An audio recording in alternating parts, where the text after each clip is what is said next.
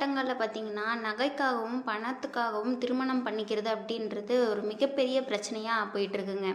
திருமணம் ஆனதுக்கப்புறம் இந்த நகையினாலும், பணத்தினாலும் நெறைய பிரச்சனைகள் வந்து அந்த தம்பதிகளுக்கு வரக்கூடிய பிரச்சனைகள் பத்தியும் நம்ம பார்த்துட்டு தான் இருக்கோம். டெய்லி டெய்லி நியூஸ்ல. அப்படிதான் இங்க ஒருத்தர் அதையும் தாண்டி மனைவிக்கு பண்ண ஒரு விஷயம் அப்படின்றது, நாடு முழுதாவே ஒரு அதிர்வலைகள ஏற்படுத்துச்சு. கொல்லம் பகுதி, அதாவது கேரளா கொல்லம் பகுதியில இருக்கக்கூடிய ஒரு இடத்துல வசிச்சுட்டு இருக்கவர் தான் விஜயசேனன். அவரோட பொண்ணு பார்த்தீங்கன்னா, உத்ரா ஒரு மாற்றுத்திறனாளி.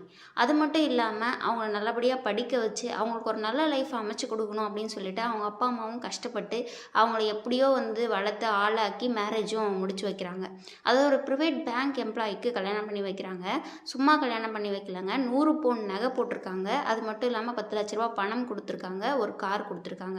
இப்படி அவங்க செஞ்ச விஷயமே அந்த பொண்ணுக்கு பின்னாடி மிகப்பெரிய பிரச்சனையா வரப்போது, உயிருக்கே ஆபத்தா வரப்போது அப்படின்னு அவங்க கண்டிப்பா கற்பனை கூட பண்ணி பார்த்துருக்க மாட்டாங்க.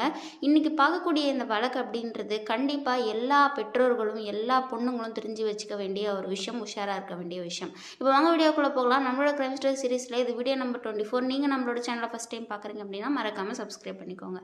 இப்போ வாங்க வீடியோக்குள்ள போகலாம்.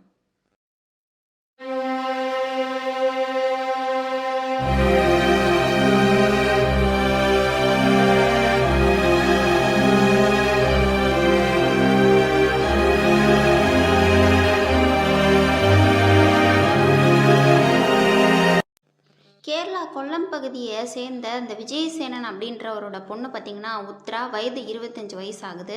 அவங்களுக்கு ஆடூர் பகுதியை சேர்ந்த, அதாவது கேரளா மாநிலத்திலேயே ஆடூர் பகுதியை சேர்ந்த சூரஜ் அப்படின்னு சொல்லக்கூடிய ஒரு ப்ரைவேட் பேங்க் எம்ப்ளாயோட திருமணம் அப்படின்றது நடக்குதுங்க. திருமணமாகி 2 வருடங்கள் ஆகுது. அவங்களுக்கு ஒரு ஆண் குழந்தையும் பிறக்குது. இந்த மாதிரி அவங்களோட லைஃப் போயிட்டு இருக்க டைமில் தான் பார்த்தீங்கன்னா, திடீர்னு ஒரு நாள் இந்த உத்ரா அப்படின்றவங்கள ஒரு ஸ்னேக் பைட், அதாவது பாம்பு அப்படின்றது கடிச்சிருதுங்க. திடீர்னு கடிச்ச உடனே அவங்க வந்து ரொம்பவே சீரியஸ் ஆயிடுறாங்க. கிட்டத்தட்ட 52 நாளுக்கும் மேலே ட்ரீட்மெண்ட்லேயும் இருக்கிறாங்க. நம்ம ஊர் சைடு வந்து இந்த கண்ணாடி விரியன் அப்படின்னு சொல்லுவாங்க பார்த்தீங்களா, ரசல் ஸ்னேக்னு இங்கிலீஷில் சொல்லுவாங்க. ரொம்பவே நச்சுத்தன்மை இருக்கக்கூடிய ஒரு பாம்பு வகை. அதை கடிச்சா வந்து ரொம்பவே சீரியஸ் ஆகிடுவாங்க. அப்படி தான் அவங்களுக்கும் ஆகுது. பிளாஸ்டிக் சர்ஜரி பண்ணுற அளவுக்கும் போகுது.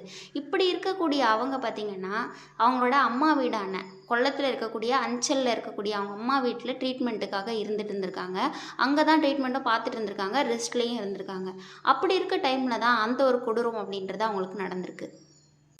மே 7ஆம் தேதி 2020 வருஷம் பார்த்தீங்கன்னா, விடிய காலையில் எப்பயும் போல் உத்ராவோட அம்மா பார்த்தீங்கன்னா, உத்ரா எழுந்து வருவாங்க அப்படின்னு சொல்லிட்டு வெயிட் பண்ணிட்டு இருந்திருக்காங்க. ஆனால் எழுந்து வந்தது உத்ரா கிடையாது, அவங்களோட கணவர். அவர் வந்து எப்பயுமே லேட்டாக தான் எந்திரிப்பாராம். ஆனால் அவர் அன்னைக்கு சீக்கிரமாக எந்திரிச்சு அவரோட வேலைகளை பார்க்கறதுக்காக போயிருக்காரு. அப்போ திடீர்னு என்ன ஆகிருக்கு அப்படின்னு கேட்டிங்கன்னா, உத்ராவ அம்மாவுக்கு வந்து ஒரு சந்தேகம் வந்திருக்கு. அதனால் உள்ளே போய் அவங்களும் பார்த்துருக்காங்க. பார்த்தப்ப அங்கே ஒரு பாம்பு இருக்கிறத பார்த்து ரொம்பவே அதிர்ச்சி அடைகிறாங்க. அது இன்னொரு பாம்பு வகையை சேர்ந்த பாம்புங்க. அதாவது இந்தியன் கோப்ரா அப்படின்னு சொல்லக்கூடிய, நம்ம நாகப்பாம்புன்னு சொல்லுவோம் இல்லைங்களா, அந்த பாம்பு வகையை சேர்ந்த பாம்பு. அதை பார்த்துட்டு அவங்க ரொம்பவே ஷாக் ஆகிட்டு அங்கேயே அடிக்கிறாங்க, ஆளை கூப்பிட்டு. அடித்தோடனே அந்த பாம்பும் இறந்து போயிடுது. அதுக்கப்புறமா வந்து உத்ராவை செக் பண்ணி பார்க்குறாங்க. செக் பண்ணி பார்த்தா உத்ராவுக்கு மூச்சு பேச்சே கிடையாது. உடனே அவங்கள மருத்துவமனைக்கும் அனுப்பி வைக்கிறாங்க. மருத்துவமனையில் பார்த்தா அவங்க ஆல்ரெடி இறந்துட்டாங்க அப்படின்றத சொல்கிறாங்க. இதை கேட்ட உத்ராவோட ஃபேமிலிக்கு ரொம்பவே அதிர்ச்சியாக இருக்குது. உத்ராவோட இறப்பு அப்படின்றது அவங்க குடும்பத்துக்கு ஒரு மீளா துயரா அமையுது. அது மட்டும் இல்லாமல் உத்ராவோட அப்பா அதோட விட்டுலங்க. ஒரு வாரம் கழிச்சு, உத்ரா இறந்து ஒரு வாரம் கழிச்சு அவர் என்ன பண்ணுறாரு அப்படின்னு கேட்டிங்கன்னா, கொல்லத்தில் இருக்கக்கூடிய காவல் நிலையத்துக்கு போய் ஒரு கம்ப்ளைண்ட்டை கொடுக்குறாரு. அந்த கம்ப்ளைண்ட்டில் அவர் என்ன சொல்லியிருக்காரு அப்படின்னு கேட்டிங்கன்னா, தங்களோட வீட்டில் பார்த்தீங்கன்னா, அது பர்டிகுலராக உத்ரா தங்கியிருந்த அந்த அறையில் பார்த்தீங்கன்னா ஏசி பண்ணியிருக்கு. அந்த ஏசி இருக்கக்கூடிய ரூமுக்குள்ளே எந்த ஒரு ஹோலுமே கிடையாது. அந்த ரூமுக்குள்ளே பாம்பு போகிறதுக்கான வழியும் கிடையாது. அதுவும் இல்லாமல் அந்த ஜன்னலுமே தரையிலேருந்து ரொம்பவே ஹைட்டாக இருக்குது. அவங்க வந்து கண்டிப்பாக பாம்பு உள்ளே போகிறதுக்கு வாய்ப்பே இல்லை அப்படின்ற மாதிரி சொல்லியிருக்காரு. அது மட்டும் இல்லாமல் அவங்களோட கணவர் மேலே ஒரு சந்தேகம் இருக்கிறதாகவும், அவர் வந்து பாம்புகளை ஈஸியாக கையாளக்கூடியவராக இருந்திருக்காரு அப்படின்றதையும் மென்ஷன் பண்ணியிருக்கிறாங்க. இது மட்டும் இல்லாமல் ஏற்கனவே ஒரு டைம் பாம்பு கடிச்சதையும் சொல்லியிருக்காங்க. இந்த விஷயங்கள் எல்லாமே ஒரு கொர்லேட் ஆறா மாதிரியும், அதனால் அவர் மேலே சந்தேகம் அப்படின்றது உருவாகுது. உடனே காவல்துறையினர் என்ன பண்ணுறாங்க அப்படின்னு கேட்டிங்கன்னா, இந்த பாம்பு எக்ஸ்பர்ட்ஸ் இருப்பாங்க பார்த்தீங்களா பிடிக்கிறதுல, அவங்கள கூட்டிகிட்டு போய் அவங்க இன்வெஸ்டிகேஷன் பண்ணுறாங்க. அவங்களுமே பார்த்துட்டு கண்டிப்பாக பாம்பு இந்த மாதிரி இந்த வழியில் வர்றதுக்கு வாய்ப்பே இல்லை அப்படின்ற மாதிரி சொல்லிடுறாங்க. உடனே போலீஸ் அடுத்த கட்டமாக இதை வந்து ரொம்ப டீப்பாக வந்து இன்வெஸ்டிகேட் பண்ணுறதுக்கு ஆரம்பிக்கிறாங்க. இந்த விசாரணையோட முதற்கட்டமாக பார்த்தீங்கன்னா உத்ராவோட கணவர் சுரஜை வந்து ஃபஸ்ட்டு வந்து அரெஸ்ட் பண்ணி விசாரிக்க ஆரம்பிக்கிறாங்க. அவர்கிட்ட பலவிதமான பலகட்ட விசாரணைகள் அப்படின்றது நடத்தப்படுதுங்க. நீங்கள் எங்கே இருந்தீங்க, என்ன பண்ணீங்க, இந்த மாதிரி விஷயங்கள்லாம் விசாரிச்சுக்கிட்டே இருக்காங்க. கிட்டத்தட்ட 1 வாரம் 2 வாரத்துக்கு அப்புறமா அவரே பப்ளிக்காக வந்து உண்மையை ஒத்துக்கவும் செய்கிறாரு. தான் தன்னோட மனைவியை வந்து இந்த மாதிரி பண்ணதை ஒத்துக்கிறாரு. அப்படி அவர் சுரஜ் என்ன சொல்கிறாரு அப்படின்னு சொல்லிட்டு கேட்டிங்கன்னா, அவங்க மனைவியை அவர் எப்படி திட்டம் போட்டு இந்த மாதிரி வந்து ஒரு நிகழ்வை நடத்தினார் அப்படின்றத கிளியராக சொல்கிறாருங்க. இது ரொம்ப ஒரு கொடூரமான ஒரு விஷயம். மாற்றுத்திறனாளி அப்படின்னு கூட பார்க்காம, மனைவி அப்படின்னு கூட பார்க்காம, முக்கியமாக ஒரு பெண் அப்படின்னு கூட பார்க்காம இந்த அளவுக்கு அவர் பண்ண விஷயம் அப்படின்றது போலீஸாரை திகைப்பில் ஆழ்த்துது அப்படின்னு தான் சொல்ல முடியும். எந்த ஒரு மனசாட்சி இருக்கக்கூடிய ஒரு மனிதரும் இந்த மாதிரி விஷயத்த வந்து பண்ணவே மாட்டாங்க. 2 டைம் பாம்பு கடித்த விஷயமும் அவரோட பிளான் தாங்க. அவர் என்ன பண்ணியிருக்காரு அப்படின்னு கேட்டிங்கன்னா, பக்கத்தில் இருக்கக்கூடிய ஒரு நபர், தெரிஞ்ச ஒரு நபர்கிட்ட வந்து பாம்புகளை வந்து வாங்கியிருக்காரு. முதல் டைம் அந்த கண்ணாடி விரியன் கடித்ததும் அவரோட அந்த வாங்கின அந்த பாம்பு தான். 2வது டைம் கடித்த அந்த நாகப்பாம்பும் அவர்கிட்ட வாங்கினது தான். 10,000 2த்தையுமே வாங்கியிருக்காருங்க. ஃபஸ்ட்டு டைமு ஃபெயிலியர் ஆகிடுச்சு. செகண்ட் டைமு எப்படியாச்சும் இதை நிறைவேற்றணும் அப்படின்னு சொல்லிட்டு அவர் பண்ண விஷயம் அப்படின்றது ரொம்பவே கொடூரமான விஷயம். அந்த பாம்பை, அதாவது நாகப்பாம்பை வாங்கியிருக்காரு. வாங்கி கிட்டத்தட்ட 11 நாளுக்கு மேலே வீட்டில் வச்சுருந்தது எப்படின்னா, சாப்பாடு போடாமல், அதுக்கு எதுவுமே கொடுக்காம ரொம்ப கொலை வெறியில் வச்சுருந்துருக்காருங்க. அப்போ தான் நம்ம விட்ட உடனே கடிக்கும் அப்படின்றத மாதிரி பிளான் பண்ணியிருக்காரு. இப்படி ஒரு மனுஷனால் கொடூரமாக யோசிக்க முடியுமா சொல்லுங்கள்? அது மட்டும் இல்லாமல் உத்ரா இறந்த அன்னைக்கு இரவு என்ன பண்ணியிருக்காரு அப்படின்னு கேட்டிங்கன்னா, உத்ரா ஆல்ரெடி டேப்லெட்ஸ் வந்து எடுத்துகிட்டு இருந்திருக்காங்க அவங்களோட உடம்பு சம்மந்தமாக. அந்த டேப்லெட் கூடவே சேர்த்து ஸ்லீப்பிங் பில்ஸ், தூக்க மாத்திரையும் சேர்த்து கொடுத்துருக்காருங்க. அப்போ அவங்க டோட்டலாக அன்கான்ஷியஸ் ஆயிடுவாங்க இல்லைங்களா? அந்த டைமில் என்ன பண்ணியிருக்காருன்னா, பாம்பை இவரே வந்து கையால் வந்து பிடிச்சிட்டு வந்து அந்த இடத்துல விட்டு அங்கே கடிக்க வச்சுருக்காரு. அவங்களோட லெஃப்ட் ஆர்மில் வந்து கடிக்க வச்சுருக்காராம். அது கிளியராக அந்த போஸ்ட்மார்ட்டம் ரிப்போர்ட்டில் வந்து சொல்லப்பட்டிருக்கு. பாம்பு வந்து அதாவது அதுவாக ஊறி வந்து கடிக்கலை, யாரோ வந்து கடிக்க வச்சுருக்காங்க அப்படின்றத வந்து கிளியராக மென்ஷன் பண்ணியிருக்காங்க டாக்டர்ஸ். இந்த மாதிரி அவர் பண்ணதுனால தான் ஆல்ரெடி ஒரு பாம்பு கடித்து ட்ரீட்மெண்ட்டில் இருந்த உத்ரா முழுசாக குணமடையலை.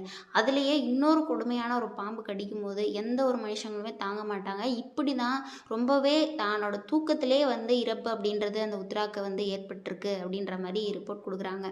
இது ரொம்பவே ஒரு கொடூரமான விஷயங்க. சத்தியமாக எந்த ஒரு பொண்ணுக்குமே இப்படி நடக்கக்கூடாது அப்படின்னு தான் நான் நினைக்கிறேன். அடுத்த கட்டமாக போலீஸ் வந்து நீங்கள் ஏன் இந்த மாதிரி உங்கள் மனைவிக்கு பண்ணீங்க அப்படின்னு சொல்லிட்டு கேட்கும்போது, அந்த சுரஜ் அப்படின்றவர் சொன்ன விஷயம் அப்படின்றது ரொம்பவே கொடூரமான விஷயங்க. நகைக்காகவும் பணத்துக்காகவும் தான் இந்த அளவுக்கு அவர் பண்ணியிருக்காரு.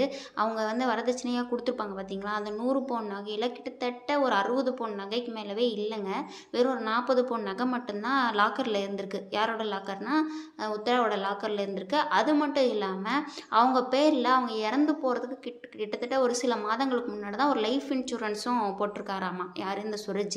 அப்போ நம்மளுக்கு பணம் வரும் இல்லைங்களா? இந்த மாதிரி வந்து பிளான் பண்ணி தான் இவ்வளோ பெரிய விஷயத்த அவர் பண்ணியிருக்காருங்க. முதல்ல இருந்து எனக்கு அந்த பெண்ணை வந்து திருமணம் பண்ணிக்கிறதுல விருப்பம் இல்லை, மாற்றுத்திறனாளி பெண்ணை, அதனால தான் நான் இந்த மாதிரி பண்ணேன் அப்படின்னும் சொல்லியிருக்காராம். இந்த விஷயம் அப்படின்றது பணத்துக்காக இந்த அளவுக்கு கேவலமாக ஒரு மனுஷன் பண்ணுவானா அப்படின்னு சொல்லிட்டு ரொம்பவே கஷ்டமாக இருக்குங்க. அப்புறம் வந்து பார்த்திங்கன்னா போலீஸ் வந்து அவங்கள வந்து ரிமாண்டில் வைக்கிறாங்க. அதுக்கப்புறம் கோர்ட்டில் வந்து இது பண்ணுறாங்க. அவங்களுக்கு வந்து கிட்டத்தட்ட 17 ஆண்டுகள் சிறை தண்டனை அப்படின்றது விதிக்கப்படுதுங்க. கொல்லத்தில் இருக்கக்கூடிய குற்றவியல் நீதிமன்றம் என்ன பண்ணுறாங்க அப்படின்னு கேட்டிங்கன்னா, அவருக்கு வந்து பார்த்திங்கன்னா 17 ஆண்டுகள் சிறை தண்டனை அப்படின்றது விதிக்கிறாங்க. அது மட்டும் இல்லாமல் அவர் மேலே 1க்கும் மேற்பட்ட பிரிவுகளின் கீழ் வழக்கில் போட்டிருக்காங்க. அதாவது அட்டெம்ப்ட் டு மர்டரு, அதுக்கப்புறம் வந்து அந்த சாட்சியங்களை வந்து அழிக்கிறதுக்கு ட்ரை பண்ணது, இந்த மாதிரி விஷயங்கள்லாம் போட்டிருக்கிறதுனால அவருக்கு இன்னுமே 2 ஆயுள் தண்டனை சேர்த்து கொடுக்குறாங்க. 5 லட்ச ரூபாய் அபராதமும் விதிக்கிறாங்க. அது மட்டும் இல்லாமல் அவங்களோட வீட்டில், அதாவது சுரஜோட வீட்டில் போய் எல்லாம் செக் பண்ணி பார்த்ததில்ல, அந்த 38 பவுன் நகை சொன்னேன் இல்லைங்களா, மிச்சம் மீதி இருந்தது, அதையும் லாக்கர்லேருந்து எடுத்து மறைச்சி வச்சுருந்துருக்காங்களாமா அவங்களோட இடத்துல. அதையும் கைப்பற்றிருக்காங்க போலீஸு. அப்புறம் அவங்களோட அப்பா, அம்மா, தங்கச்சி எல்லாரையுமே வந்து அரெஸ்ட் பண்ணியிருக்காங்க. டொமஸ்டிக் வயலன்ஸ் அப்படின்ற இதுலேயும் பிரிவுகளின் கீழே அரெஸ்ட் பண்ணியிருக்காங்க. இந்த மாதிரி அவங்க குடும்பம் ஃபுல்லாகவே சேர்ந்து உத்ராவை திட்டம் போட்டு பழிவாங்கியிருக்காங்க அப்படின்னு தான் சொல்ல முடியும், நகைக்காகவும் பணத்துக்காகவும். இந்த ஒரு விஷயம் அப்படின்றது கேரளா முழுசுமே ஒரு மிகப்பெரிய அதிர்ச்சியை தந்துச்சு. நம்மளுமே இந்த விஷயத்தை வந்து அந்த இயரில் வந்து நிறைய பேர் கேள்விப்பட்டிருப்பீங்கன்னு தான் நினைக்கிறேன். எல்லாருக்குமே இந்த விஷயம் அப்படின்றது தெரிஞ்சிருக்கும். அவங்களோட போஸ்ட்மார்ட்டம் ரிப்போர்ட்டில் பார்த்தீங்கன்னா என்ன சொல்லியிருக்காங்கன்னா, ஆல்ரெடி அவங்க உடம்புல வந்து அந்த ஸ்னேக் பைட் இருந்தது. ஆல்ரெடி நான் பாம்பு கடித்த ஒரு காயம் இருந்தது, அதுக்கான ட்ரீட்மெண்ட்டும் போயிட்டு இருந்தது. அதுக்கு மேலே வந்து ஒரு கொடூரமான பாய்சன் கடிக்கும் போது மூச்சு திணறல் ஏற்பட்டு தூக்கத்திலே இறந்துருக்காங்க அப்படின்ற மாதிரி தான் ரிப்போர்ட் அப்படின்றது வந்திருக்குங்க. இது நீங்கள் இந்த வழக்கை பற்றி என்ன நினைக்கிறீங்க? அது மட்டும் இல்லாமல் நகைக்காகவும் பணத்துக்காகவும் திருமணம் செஞ்சுக்கிறவங்களுக்கு இப்போ என்ன நீங்கள் சொல்ல விரும்புகிறீங்க அப்படின்றதையும் கீழே கமெண்ட் பண்ணுங்கள். ஒரு பாம்பை விற்று அது மூலமாக வர காசு வந்து அது ஒரு உயிர் போகுது அப்படின்னு நினைக்காம விற்ற அந்த ஆளை பற்றி நீங்கள் என்ன நினைக்கிறீங்க? ஒரு வாயில்லா ஜீவனை இந்தளவு கொடூரமான முறையில் யூஸ் பண்ணது மனிதங்களோட தப்பு தான் நான் சொல்லுவேங்க. ஏன்னா வந்து அதுக்கு ஒன்றுமே தெரியாது. இவங்க தான் அதை விட கொடூரமானவங்கன்னு நான் நினைக்கிறேன். அப்புறம் வந்து இதுதான் இந்தியாவிலே வந்து ஒரு ஒரு உயிரோடு இருக்கக்கூடிய ஒரு விலங்கை வச்சு இந்த மாதிரி ஒரு திட்டம் போட்டு நிகழ்த்தப்பட்ட முதல் நிகழ்வு அப்படின்னும் சொல்லப்படுதுங்க. இந்த வழக்கு அப்படின்றது எனக்கு தெரிஞ்சு ரொம்பவே ஒரு கொடூரமான விஷயம். அந்த குழந்தையோட நிலைமையை வச்சு பாருங்கள், அவங்க அப்பா அம்மாவோட நிலைமை எவ்வளோ ஆசைப்பட்டு வளர்த்துருப்பாங்க. எதையுமே யோசிக்காமல் இவங்களோட ஆசைக்காகவும் தேவைக்காகவும் ஒரு பொண்ணை வந்து இந்த மாதிரி பண்ணது அப்படின்றது ரொம்பவே கொடூரமான விஷயம். அதுக்கான தண்டனை அவருக்கு கிடைச்சிச்சு அப்படின்னு தான் நான் சொல்லுவேன். நீங்கள் என்ன நினைக்கிறீங்க இந்த வழக்கை பற்றி அப்படின்றத கீழே வந்து கமெண்ட் பண்ணுங்கள். நம்மளோட சேனல் பற்றி உங்களுக்கு எதனா வந்து ஒப்பீனியன் இருக்குது அப்படின்னாலும் கீழே கமெண்ட் பண்ணுங்கள். மற்ற என்னோடய வீடியோஸ் உங்களுக்கு பிடிக்கும் அப்படின்னாலும் அதையும் செக் அவுட் பண்ணி பாருங்கள். உங்களுக்கு கண்டிப்பாக வந்து எதனா ஒரு இன்ஃபர்மேஷன் அப்படின்றது அதில் இருக்கும். இன்னொரு வீடியோவில் இன்னொரு க்ரைம் ஸ்டோரியோட உங்களை நான் சந்திக்கிறேன். அதுக்கு முன்னாடி நம்மளோட சேனல் நீங்கள் ஃபஸ்ட் டைம் பார்க்குறீங்க அப்படின்னா சப்ஸ்கிரைப் பண்ணிவிட்டு இந்த வீடியோக்கு ஒரு லைக் கொடுத்துருங்க. உங்களோட ஃப்ரெண்ட்ஸ் அண்ட் ஃபேமிலிக்கு ஷேர் பண்ணி விடுங்க முடிஞ்சால். இன்னொரு வீடியோவில் உங்களை வந்து பார்க்குறேன். அது வரைக்கும் வணக்கம்.